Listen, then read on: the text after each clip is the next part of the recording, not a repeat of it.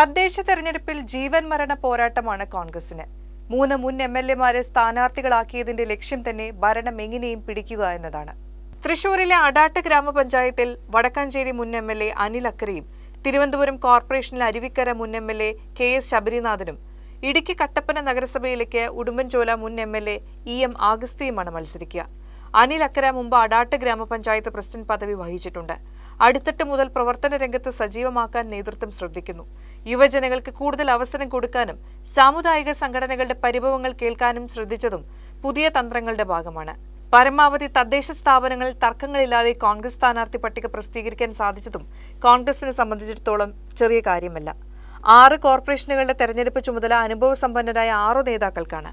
തലസ്ഥാന കോർപ്പറേഷനിൽ K മുരളീധരനാണ് എല്ലാ പ്രവർത്തനങ്ങളും നിയന്ത്രിക്കുന്നത്. കൊല്ലത്ത് മുൻ മന്ത്രി VS ശിവകുമാർ, എറണാകുളത്ത് VD സതീശൻ, തൃശൂരിൽ ബെന്നി ബെഹനാൻ MP, കോഴിക്കോട് രമേശ് ചെന്നിത്തല, കണ്ണൂരിൽ K സുധാകരൻ MP എന്നിങ്ങനെയാണ് കോർപ്പറേഷനുകളുടെ ചുമതല.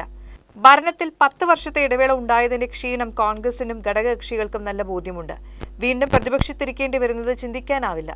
നിയമസഭാ തെരഞ്ഞെടുപ്പിലേക്ക് പാർട്ടി മിഷനറി കൂടുതൽ ചലനാത്മകമാക്കുക കൂടിയാണ് ലക്ഷ്യം.